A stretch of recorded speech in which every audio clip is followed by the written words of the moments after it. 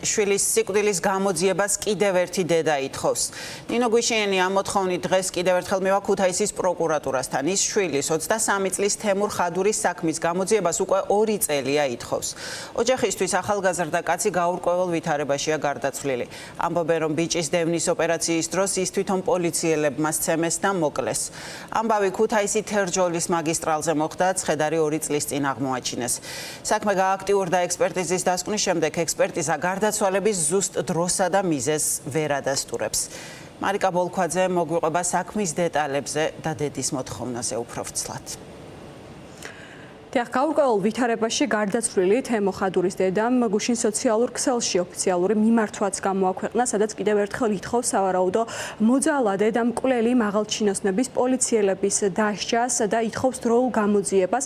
ამასთან ერთად გამოაქვეყნა მან კომისიური ექსპერტიზის შედეგები. ექსპერტიზის პასუხში წერია, რომ უცნობია და დაუდგენელია 23 წლის ახალგაზრდა მამაკაცის გარდაცვალების მიზეზი და ზუსტი დრო. თუმცა ექსპერტიზის პასუხში ამასთანავე წერია ისიც, რომ თემო ხადურს სიცოცხლის დროინდელი დაზიანებები აღენიშნებოდა, კონკრეტულად თვალბუდისა და კეფის არეში. სწორედ ეს ნაწილი უჩენს ოჯახს ეჭვს იმასთან დაკავშირებით, რომ თემო ხადური გაურკვეველ ვითარებაშია გარდაცვლილი, კონკრეტულად მას ეჭერ ფიზიკურად იძალადეს, შემდგომში კი ის მოკლეს.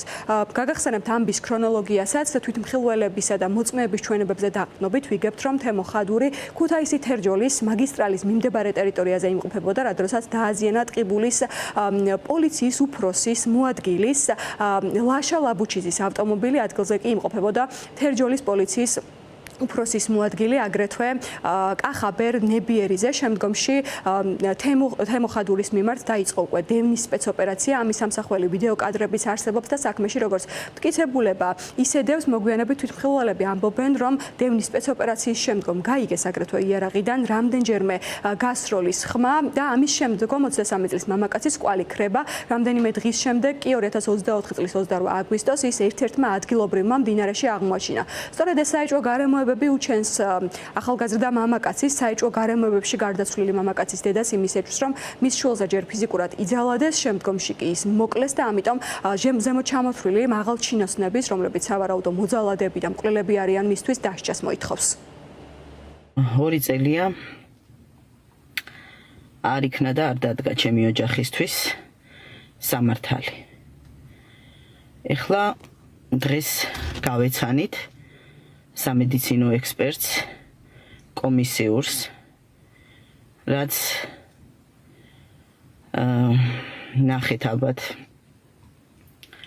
დაურთე იქ დასკვნა, როგორი გამეტებული ყავთ ჩემი სიმწრით ნაზარდიდან ნანოვლია ბებიშვილი. 2 წელი ხდება ჩემი ოჯახის ამ ტრაგედიიდან და მე მოგმართავთ ყველას. ყველა იმ ჩემ ოჯახის ახლობელს, ვისაც გული შეგტკივათ, ვის თვალწინაც გაირბინა ჩემი შვილის ბავშვობამ და ყმაწვილ კაცობამ. ყველას მე გელოდებით არა საფლავზე, არამედ პროკურატურასთან. პასუხისგებაში მიეცეს ყველა ის პირი სასწრაფოდ, ვინც ამ საქმეში ურევია. ყველა ის პოლიციელი სიკვდილამდე, ბოლომდე ჩავყვები, არ გავჩერდები. შენთვის შვილო, არ გავჩერდები. 2 წლის განმავლობაში ამ საქმეზე არავინ არ არის დაკავებული. ამასთან ერთად დედისთვის განსაკუთრებით საეჭვო ექსპერტიზის პასუხი, რომელიც გუშინ მიიღეს. დედას უჩნდება ეჭვი მასთან დაკავშირებით, რომ ამ ექსპერტიზის პასუხითაც გამოძიებას ცდილობს კონკრეტულ მაღალჩინოსნებს და ამ საქმეში ფიგურანტებს ხელი დააფაროს, რომ ისინი პასუხისგებაში არ იქნენ მიცემულნი.